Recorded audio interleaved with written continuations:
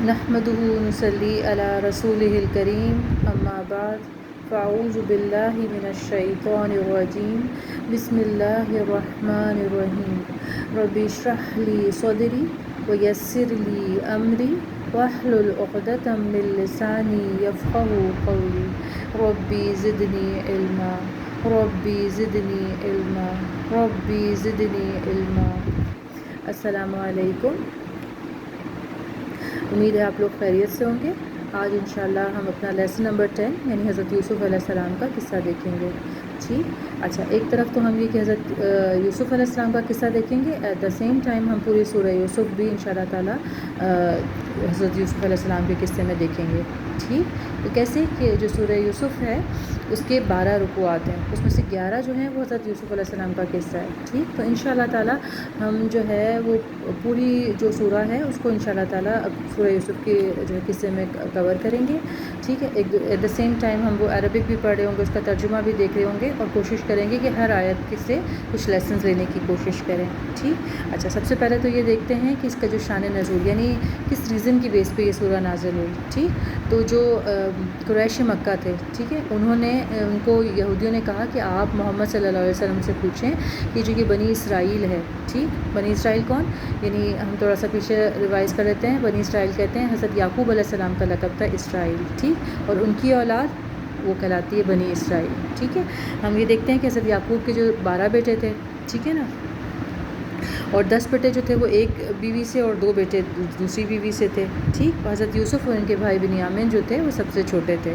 ٹھیک ہے، اچھا، انہوں نے یہ کہا کہ یہ جو بنی اسرائیل ہے یہ اس فلسطین کے علاقے کے نام سے کس طرح سے یہ جو ہے یہ مصر پہنچ گئی، اس طرح سے یہ اپنا اگر یہ کہتے ہیں نبی ہیں تو ان کو یہ پوچھیں، یہ دیکھیں کہ ان کو وہی آنی چاہیے کہ کس طرح سے یہ آئے ہیں۔ ٹھیک، اور جو اہل عرب تھے یعنی عرب کے رہنے والے تھے وہ اس قصے کو نہیں جانتے تھے۔ ٹھیک، تو اب جب یہ پورا قصہ جو ہے اللہ تعالیٰ نے پورا قصہ یعنی بیان کیا، اس کی پوری مطلب صورت نازل ہوئی اس کے اوپر، جب انہوں نے یہ سن بھی لیا اس کے باوجود یہ مان نہیں لائے۔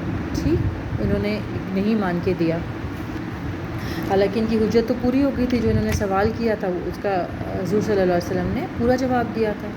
ٹھیک، اچھا، سیکنڈلی یہ دیکھیں کہ یہ جو پورا قصہ ہے اور ایک ایک چیز کو اللہ تعالیٰ بیان کر رہے ہیں، تو کیا یہ صرف جو ہے ٹائم پاس کے لیے کہ حضور صلی اللہ علیہ وسلم کو اور باقی لوگوں کو سنانے کے لیے نہیں، بلکہ اس میں بہت سبق ہے۔ ہم پہلے سے یہ بات کرتے آ رہے ہیں، جو یہ پورے قصے ہیں کیا بیسیکلی کیا چیز ہے یہ آپ دیکھیں کہ جو یہ جب یہ سورہ نازل ہوئی تو یہ مکے کا آخری دور تھا۔ سوچیں کہ مکے کا آخری دور کتنا مشکل تھا رسول پاک صلی اللہ علیہ وسلم کے لیے اور ان کے ساتھیوں کے لیے۔ ٹھیک، کس قدر مشقت تھی جو وہ اٹھا رہے تھے، کس قدر ظلم تھا جو قریش مکہ ان کے اوپر کر رہے تھے۔ ٹھیک، تبھی تو انہوں نے ہجرت کی تھی۔ ٹھیک، تو اس وقت میں یہ سورہ کا نازل ہونا، تو ایک طرف تو ہم شروع سے بات کر رہے ہیں کہ رسول پاک صلی اللہ علیہ وسلم کے دل کو تسلی دینا بھی تھی، پھر ان کی تربیت بھی کرنی تھی کہ آگے جو معاملات آ رہے ہیں وہ کس طرح سے ڈیل کرنے ہیں۔ ٹھیک ہے، تو یہ ہم انشاءاللہ تعالیٰ جیسے جیسے سورت کو پڑھیں گے انشاءاللہ تعالیٰ ہمیں یہ چیزیں سمجھ آتی جائیں گی۔ ٹھیک، اور یہ بیسیکلی جو یہ قصہ ہے یہ امید کا اسٹوری آف ہوپ ہے، اور اسٹوری آف جالس جس طرح سے ان کے بھائی ان سے جو ہے جنہوں نے حسد کیا اس کے بارے میں ہے۔ انشاءاللہ تعالیٰ ہم اس کو جیسے جیسے پڑھیں گے ہمیں یہ چیزیں سمجھ آتی جائیں گی۔ ٹھیک، تو ہم ایک ایک آیت کو لیتے ہیں اور پھر اس کو سمجھنے کی کوشش کرتے ہیں۔ بسم اللہ الرحمن الرحیم، الف لام را تلک آیات الکتاب المبین۔ آیت نمبر 1، الف لام را، یہ واضح کتاب کی آیات ہیں۔ ٹھیک، اچھا، الف لام را یہ حروف مقطعات کہلاتے ہیں۔ ٹھیک ہے، یعنی ہمیں ان کو الگ الگ پڑھنا ہے، الف لام اور را۔ ٹھیک ہے، ان کے معنی جو ہیں وہ اللہ کے سوا کوئی نہیں جانتا۔ ٹھیک، اچھا، اس کے علاوہ یہ واضح کتاب کی آیات ہیں۔ ٹھیک ہے، اللہ تعالیٰ خود کہہ رہے ہیں کہ یہ بہت واضح ہے۔ اچھا، ایک چیز اور نوٹ کرنے کی ہے، اس سے ہم یہ دیکھتے ہیں کہ قرآن حکیم میں 5 صورتیں کون کون سی، سورہ یونس، سورہ ہود، سورہ یوسف، سورہ ابراہیم اور سورہ ہجر کا آغاز الف لام را سے ہوتا ہے۔ ٹھیک، اور ان صورتوں میں کیا ریزمبلنس ہے کہ یہ سب جو ہے وہ انبیاء کے واقعات ہیں۔ ٹھیک، اچھا، ایک چیز اور ہم آیت 2 کے حوالے سے دیکھتے ہیں کہ یہ قرآن جو ہے یہ کوئی فلاسفی کی بک نہیں ہے۔ ٹھیک ہے، کیا آیت ہے دیکھتے ہیں، آیت نمبر 2، اِنَّا أَنزَلْنَاهُ قُرْآنًا عَرَبِيًّا لَعَلَّكُمْ تَعْقِلُونَ، بے شک ہم نے اس کو نازل کیا ہے قرآن عربی کی صورت میں تاکہ تم اسے سمجھ سکو. ٹھیک، یہ ہم جانتے ہیں کہ اللہ کا کلام ہے، ٹھیک، اور اللہ نے خاص کر کے اس کو عربی میں اتارا. اس کے کیا ریزنز ہیں، ہمیں اس کے ریزنز کو دیکھنے کی ضرورت ہے. ہم یہ جانتے ہیں کہ عربی جو ہے وہ بہت ہی وسعت والی زبان ہے، یعنی اس کے اندر جو بات ہوتی ہے نا، یعنی ہم دیکھتے ہیں کہ ایک ایک لفظ جو ہے اس کے اندر پورے کے پورے جملے آ سکتے ہیں. فار ایگزامپل ہم کہتے ہیں نصر، ٹھیک، یعنی اس نے مدد کی.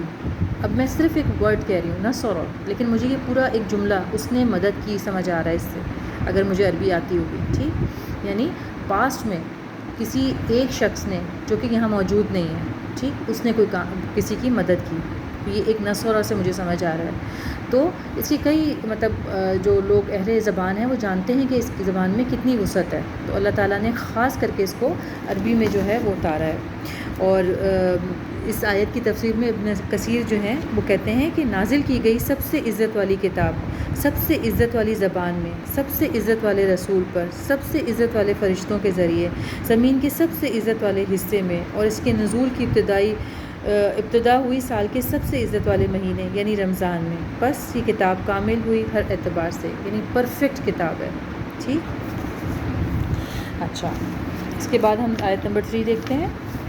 نحن نقص عليك احسن القصص بما اوحينا اليك هذا القرآن وان كنت من قبله لمن الغافلين.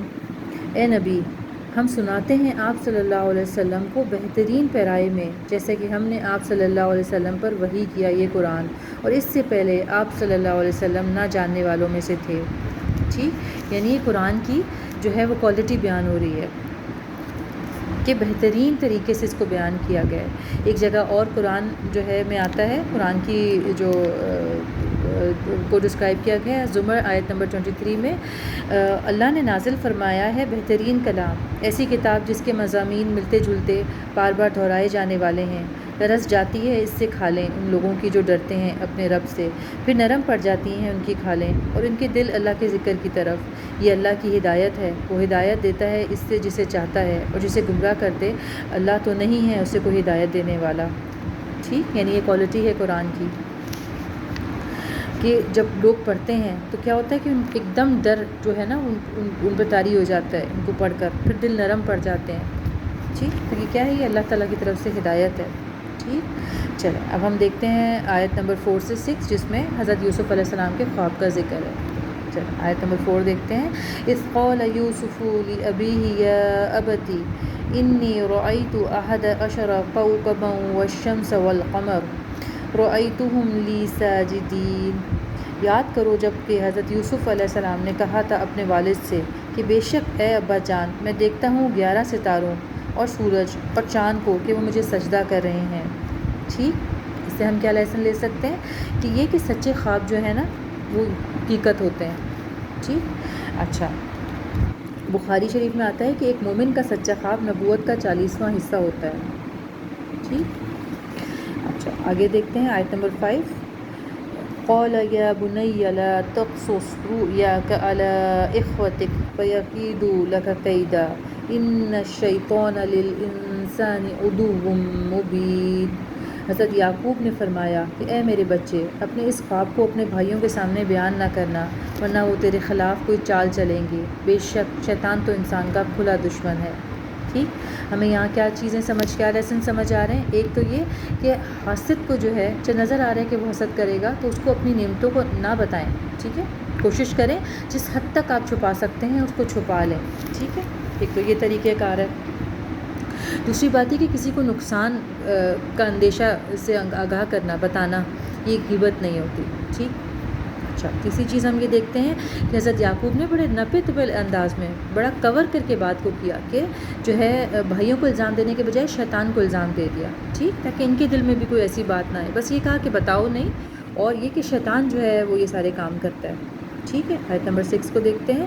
وَكَذَلِكَ يَجْتَبِيكَ رَبُّكَ وَيُعَلِّمُكَ مِن تَعْوِيلِ الْأَحَادِيثِ وَيُتِمُّ نِعْمَتَهُ عَلَيْكَ وَعَلَى آلِ يَعْقُوبَ كَمَا أَتَمَّهَا عَلَى أَبَوَيْكَ مِن قَبْلُ إِبْرَاهِيمَ وَإِسْحَاقَ إِنَّ رَبَّكَ عَلِيمٌ حَكِيمٌ۔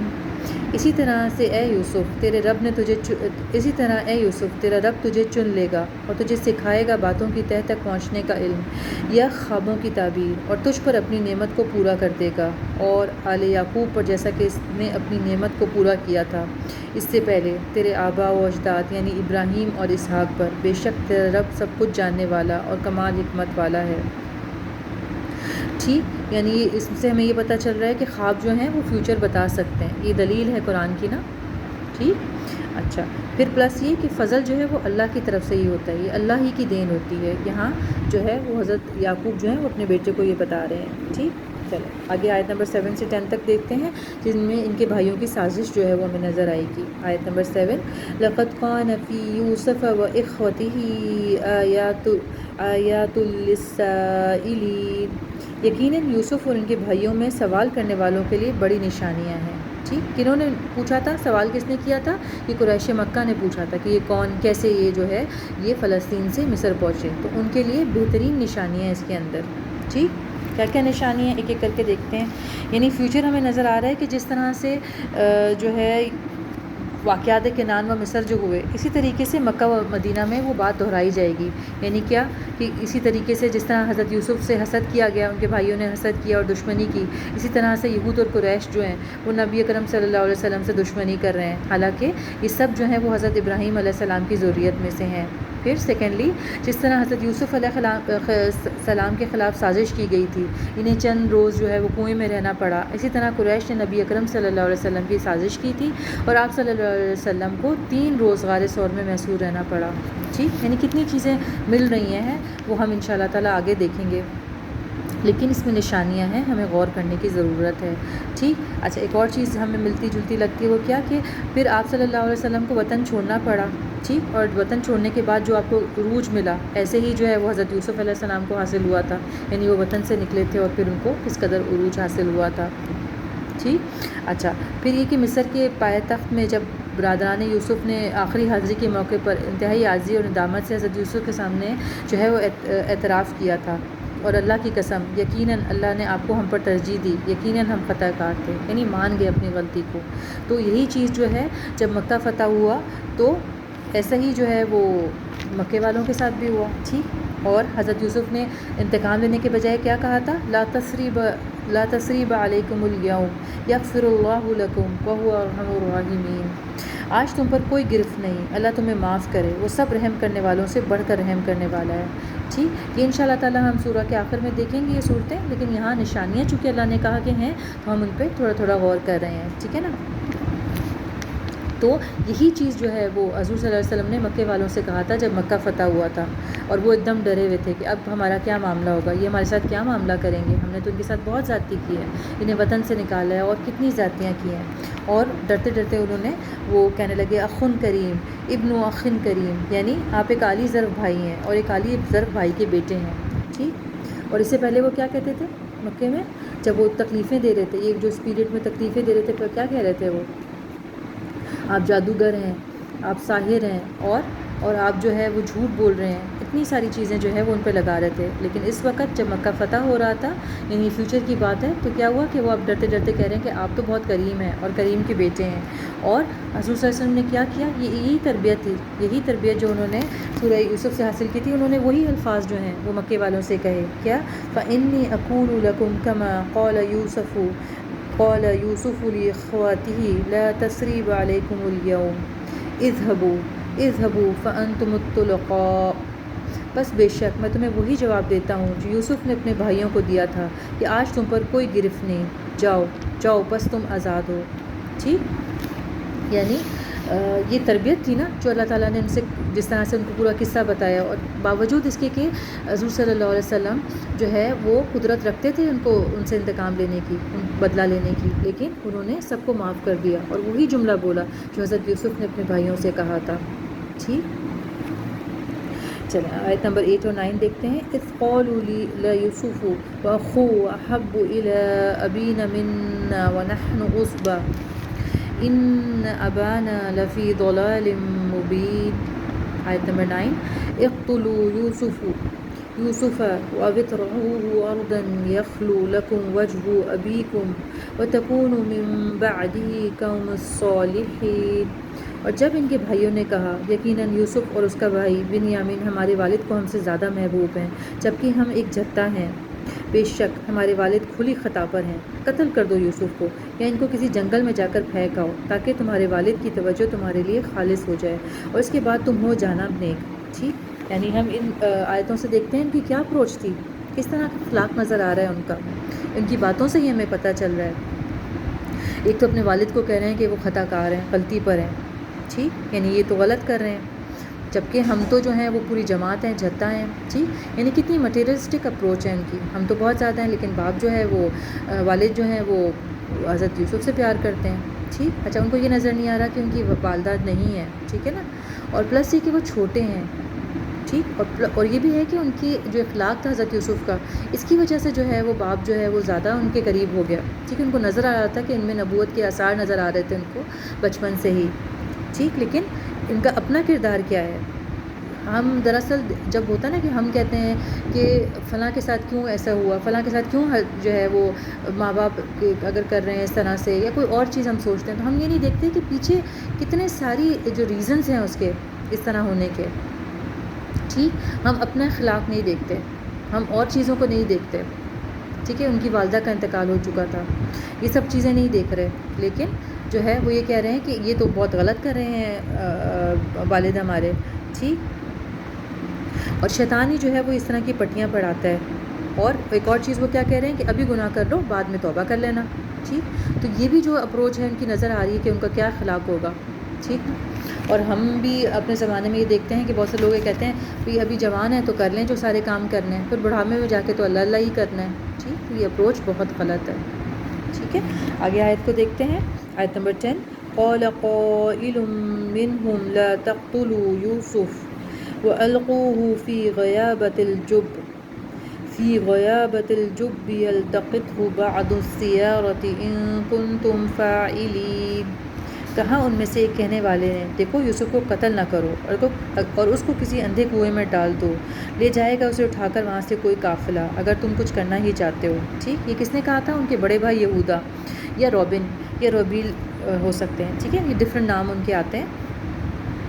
اچھا، انہوں نے کیا کہا کہ اچھا مارو نہیں، ایسا کرو کنویں میں پھینک دو. ٹھیک ہے، تاکہ یہ کہ جو ہے وہ ان کو کوئی جو ہے وہاں سے اٹھا کے لے جائے. چلو ہماری نظر سے تو دور جائیں گے نا، بے شک جو ہے ہم قتل نہ کریں. ٹھیک، اچھا آگے دیکھتے ہیں آیت 11 to 14. اس میں کیا ہے کہ یہ جو بھائی آئے ہیں اور یعقوب سے یعنی باپ سے والد سے اپنے کہہ رہے ہیں کہ یوسف کو ہمارے ساتھ جانے دو. دیکھتے ہیں آیت نمبر 11 and 12. قالوا يا أبانا ما لك لا تأمنا على يوسف وإن له لناصحون أرسله معنا غدا يرتع ويلعب وإن له لحافظون. انہوں نے کہا اے ابا جان، کیا ہے آپ یوسف کے حوالے سے ہم پر اعتماد نہیں کرتے، اور یقیناً ہم اس کے بڑے خیر خواہ ہیں. آپ اسے ہمارے ساتھ کل بھیجیے، وہ کچھ کھا پی لے گا اور کچھ کھیل لے گا اور ہم اس کی حفاظت کرنے والے ہیں.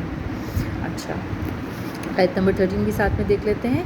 قال انی لیحزننی ان تذهبوا به واخاف ان یأکلہ الذئب وانتم عنہ غافلون.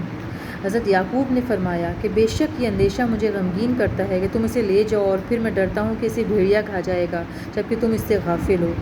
ٹھیک، یعنی اگین وہی بات ہے کہ ڈائریکٹ بات نہیں کر رہے کہیں اس سے ان کا حسد بڑھ نہ جائے، انڈائریکٹ کہہ رہے ہیں کہ کہیں ایسا نہ ہو کہ کوئی بھیڑیا انہیں کھا لے. ٹھیک، اور ایک اور چیز ہمیں نظر آ رہی کہ کھیلنا کودنا کوئی گناہ نہیں ہے، ہمیں بلکہ بچوں کو کھیلنے کودنے دینا چاہیے. ٹھیک ہے، آیتوں سے ہمیں یہ بات سمجھ آ رہی ہے. آیت نمبر 14. قالوا لئن أكله الذئب ونحن عصبة إنا إذا لخاسرون. انہوں نے کہا کہ اگر سے بھیڑیا کھا جائے جبکہ ہم ایک جتہ ہیں تو پھر ہم تو بڑے خسارے میں چلے گئے. یعنی ہم تو اتنی پوری ٹیم جا رہی ہے، ایسے کیسے ممکن ہے کہ وہ بھیڑیا کھا لے گا. ٹھیک، آیت نمبر 15 دیکھتے ہیں کہ اب ان کے بھائیوں نے ان کے ساتھ کیا کام کیا. ٹھیک، آیت 15 دیکھتے ہیں. فلما ذهبوا به وعجمعوا ان يجعلوه في غيابة الجب وَأَوْحَيْنَا إِلَيْهِ لَتُنَبِّئَنَّهُم بِأَمْرِهِمْ هَذَا وَهُمْ لَا يَشْعُرُونَ۔ جب وہ اسے لے گئے اور اس بات پر متفق ہو گئے کہ اسے کسی اندھے کنویں میں ڈال دیں، تو ہم نے اسے وحی کیا کہ تم ضرور ان کو یہ حرکت یاد دلاؤ گے، جبکہ انہیں ہماری وحی کرنے کی خبر نہیں تھی۔ ٹھیک، اس سے ہمیں کیا چیزیں نظر آتی ہیں کہ بھائیوں نے تو اپنی طور پر ان پر ظلم کیا، ٹھیک، نہ صرف یہ کہ ان کو کنویں میں پھینک دیا بلکہ ان کی قمیص کو بھی اتار لیا۔ آپ سوچیں کہ یہ کرتے ہوئے یعنی ان کو ترس بھی نہیں آیا ایک چھوٹے سے بچے پہ، اور وہ جو کہ ان کا اپنا بھائی تھا۔ ٹھیک، یعنی انہوں نے پورے جو ہے اپنے ہوش و حواس میں یہ کام کیا۔ ٹھیک، اور ایک طرف وہ ظلم کر رہے تھے، لیکن اللہ تعالیٰ نے کیا کیا؟ اللہ تعالیٰ نے وحی جو ہے الہام کر دیا۔ الہام کیا ہوتا ہے؟ یعنی خبر دے دی۔ اچھا، اس وقت تک حضرت یوسف علیہ السلام کے پاس نبوت نہیں آئی تھی، ٹھیک ہے، تو الہام کیا تھا۔ الہام جو ہے وہ ہم دیکھتے ہیں کہ حضرت موسیٰ کی والدہ کو بھی اللہ تعالیٰ نے الہام کیا تھا، ٹھیک ہے، حالانکہ وہ نبی تو نہیں تھی لیکن الہام ہو سکتا ہے عام لوگوں کو بھی، ٹھیک ہے۔ ان کو کیا الہام کیا تھا اللہ تعالیٰ نے کہ اپنے بیٹے یعنی موسیٰ کو دریا میں ڈال دو، ٹھیک ہے، وہ بادشاہ سے بچانے کے لیے وہ ایک ترکیب تھی جو اللہ نے ان کو الہام کی تھی۔ ٹھیک، یہاں پہ ان کو الہام کیا کیا کہ جو ہے تم انشاءاللہ تعالیٰ ان کو جو ہے وہ ضرور ان کی جو انہوں نے تمہارے ساتھ جو کام کیا ہے یہ ضرور تم ان کو یاد دلاؤ گے۔ تو اس سے حضرت یوسف کو جو ہے وہ تسلی ہوئی کہ جو ہے مطلب اس بچنا ہوگا کنویں سے، اور ظاہر بات ہے پھر ان قریب جو ہے وہ اس کو بتائیں گے، تو یہ اس میں ایک جو ہے تسلی ہو رہی ہے، ٹھیک ہے۔ اچھا، اور ہم یہ ورڈ ہے نا لَتُنَبِّئَنَّهُم، اس کے اندر بھی بہت جو ہے ڈیپتھ ہے۔ وہ کیا کہ ایک تو یہ کہ نجات پا جائیں گے، ٹھیک، اور اعلیٰ اتنی منزلت کو پہنچیں گے کہ وہ آگے جو ہے ان کے سامنے وہ اپنے بھائیوں کو بتائیں گے کہ بھئی تم لوگوں نے میرے ساتھ برا سلوک کیا تھا۔ تو یہ ایک ورڈ کے اندر ہمیں یہ چیز سمجھ آ رہی ہے، ٹھیک۔ آیت نمبر 16 سے 17 دیکھتے ہیں کہ جو بھائی ہیں وہ واپس آ کے حضرت یعقوب سے جو جھوٹ بول رہے ہیں وہ انشاءاللہ ہم آگے دیکھتے ہیں۔ آیت نمبر 16، وَجَاءُوا أَبَاءَهُمْ عِشَاءً يَبْكُونَ، اور وہ اپنے والد کے پاس آئے عشاء کے وقت روتے ہوئے، ٹھیک۔ اچھا، ایک تو ہم یہ دیکھتے ہیں کہ چہرے پہ جو ہے نا وہ جھوٹ نظر آ جاتا ہے، تو انہوں نے کیا کوشش کی کہ رات کے وقت جو ہے وہ اپنے باپ کے پاس سامنے حاضر ہوں، ٹھیک، اور روتے ہوئے آئے، اور ایک ہی کہ ٹائم بھی گزر جائے تاکہ جو ہے وہ ان کو اٹھا کے لے جائے اور سارے ایویڈنس جو ہیں وہ ختم ہو جائیں، ٹھیک۔ اچھا، آیت نمبر 17، قالوا یا ابانا انا ذهبنا نستبق وتركنا یوسف عند متاعنا فاكلوه الذئب وما انت بمؤمن لنا ولو كنا صادقین۔ انہوں نے کہا کہ اے ہمارے ابا جان، ہم دوڑ رہے تھے، ایک دوسرے سے آگے نکل رہے تھے، اور ہم نے یوسف کو اپنے ساز و سامان کے پاس چھوڑ دیا تھا تو ان کو کھا لیا بھیڑیے نے، اور آپ تو ہماری بات مانیں گے بھی نہیں، خواہ ہم کتنے ہی سچے ہوں۔ یعنی انہوں نے وہی چیز کا جو خدشہ بتا دیا، بہانہ بنا لیا جو ان کے والد نے کہا تھا کہ ان کو کوئی بھیڑیا نہ کھا لے، ٹھیک، ایز اٹ از، یعنی ان کی جھوٹ ہونے کی سمجھ آ رہی ہے نا کہ انہوں نے وہی بہانہ بتا دیا، ٹھیک۔ سیکنڈلی یہ کہ انہوں نے یہ بھی کہہ دیا، ایک جھوٹا ہوتا ہے نا اس کو خود پتہ ہوتا ہے کہ میرا جھوٹ پکڑا نہ جائے، تو کہنے ہم تو چاہے جتنا مرضی سچ بولیں آپ تو مانیں گے نہیں، ٹھیک۔ آیت نمبر 18، وَجَاءُوا عَلَىٰ قَمِيصِهِ بِدَمٍ كَذِبٍ قَالَ بَلْ سَوَّلَتْ لَكُمْ أَنفُسُكُمْ أَمْرًا فَصَبْرٌ جَمِيلٌ وَاللَّهُ الْمُسْتَعَانُ عَلَىٰ مَا تَصِفُونَ۔ اور وہ ان کے کرتے پر جھوٹا خون لگا کر لے آئے تھے۔ حضرت یعقوب نے کہا، نہیں بلکہ یہ بات تمہارے جیوں نے گھڑی ہے، اب تو ہے یہ خوبصورت صبر، اور اللہ تعالیٰ وہ ہستی ہے جس سے مدد مانگی جا سکتی ہے اس جھوٹ پر جو تم نے گھڑا ہے۔ یعنی پھر وہ ان کی نفسوں کو کہہ رہے ہیں کہ تمہارے نفسوں نے یہ کام کیا ہے، ڈائریکٹ نہیں کہہ رہے کہ تمہارے حسد نے یہ کام کیا ہے، ٹھیک۔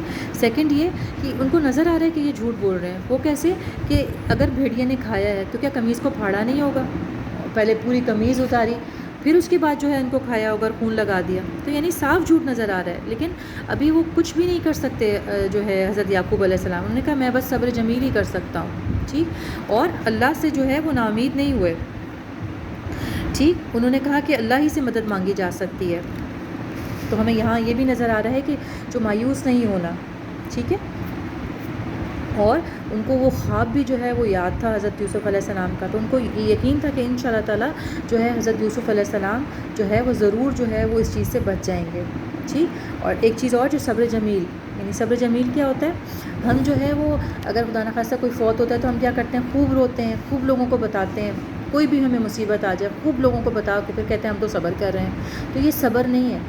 صبر جمیل کیا ہے؟ یعنی منہ سے کوئی بات ایسی نہ نکلے جو اللہ تعالیٰ کو ناپسند ہو، ٹھیک؟ یعنی ہم یہ دیکھتے ہیں نا کہ جب حضور صلی اللہ علیہ وسلم کے بیٹے حضرت ابراہیم کا انتقال ہوا تو انہوں نے کیا کہا کہ آنکھ روتی ہے، آنکھ سے آنسو تو آئیں گے، ہمیں تکلیف بھی ہے، لیکن ہم اپنے منہ سے وہی بات کہیں گے جو اللہ تعالیٰ کو پسند ہے، ٹھیک؟ تو ہمیں کوئی شکوے شکایت اور چیخنا چلانا نہیں ہے اگر خدا نخواستہ کوئی مشکل ہم پر آتی ہے۔ اس سے ہم یہ سبق دیکھتے ہیں، ٹھیک؟ آیت نمبر 19 سے 20 دیکھتے ہیں کس طرح جو ہے حضرت یوسف علیہ السلام مصر میں فروخت ہوئے، ٹھیک؟ آیت 19 وَجَاءَتْ السَّيَّارَةُ فَأَرْسَلُوا وَارِدَهُمْ فَأَدْلَىٰ دَلْوَهُ قَالَ يَا بُشْرَىٰ هَٰذَا غُلَامٌ وَأَسَرُّهُ بِضَاعَةً وَاللَّهُ عَلِيمٌ بِمَا يَعْمَلُونَ۔ آیت نمبر 20 وَاشْتَرُوهُ بِثَمَنٍ بَخْسٍ دَرَاهِمَ مَعْدُودَةٍ وَكَانُوا فِيهِ مِنَ الزَّاهِدِينَ۔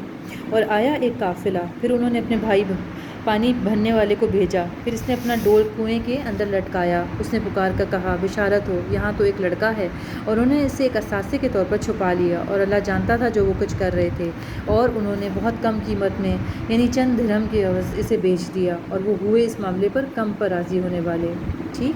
یہاں سے ہمیں کیا باتیں سمجھ آ رہی ہیں؟ ایک تو یہ کہ اللہ تعالیٰ ہر چیز کو جاننے والا ہے جو انہوں نے کیا، ٹھیک؟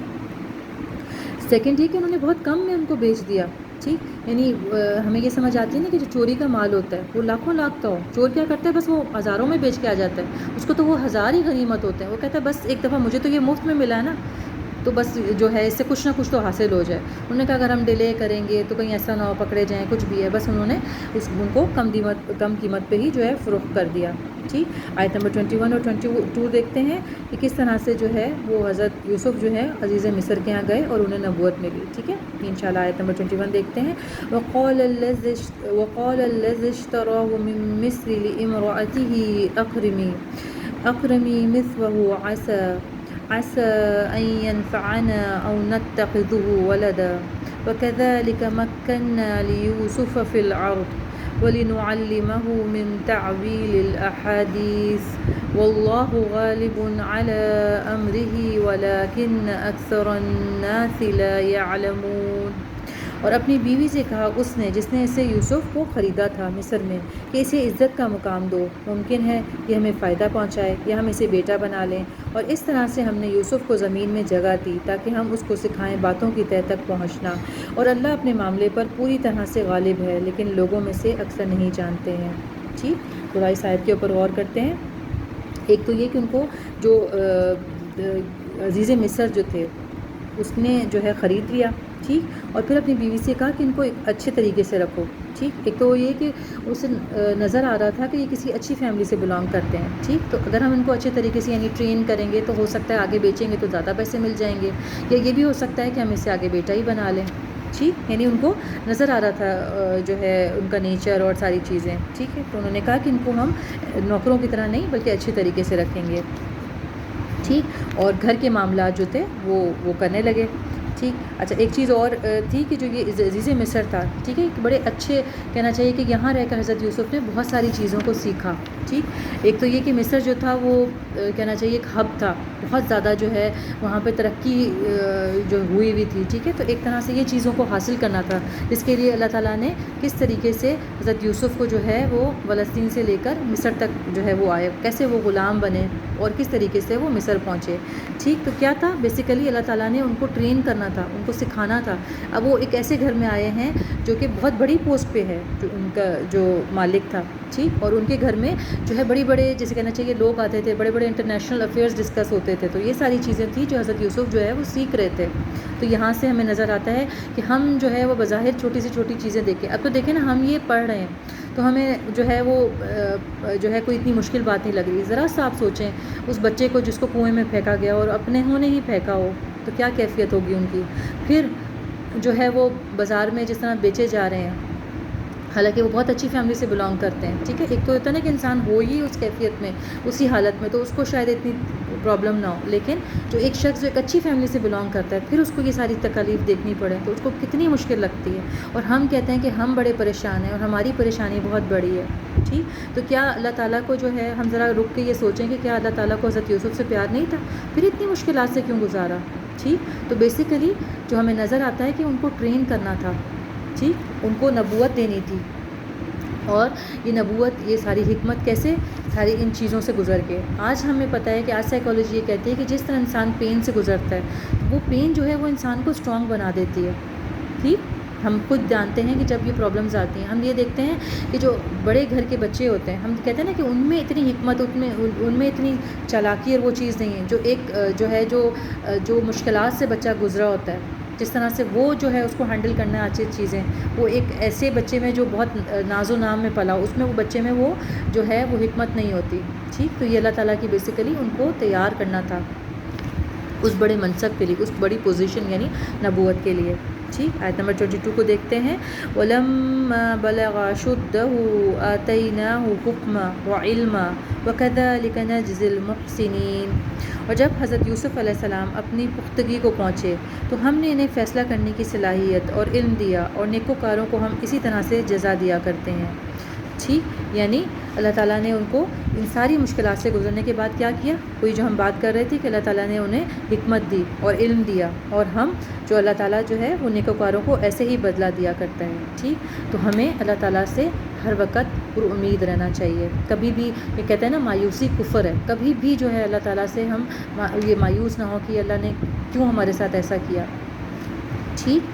اور ہم یہ دیکھتے ہیں کہ یہیں پر جو ہے وہ اللہ تعالیٰ نظر آ رہا ہے آیت کو پڑھ کے کہ یہاں اللہ نے حضرت یوسف کو جو ہے وہ نبوت دی ہوگی.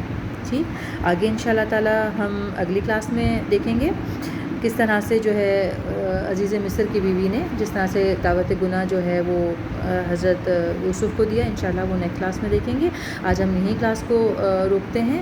سبحان ربک رب العزت عما یصفون وسلام علی المرسلین والحمد للہ رب العالمین.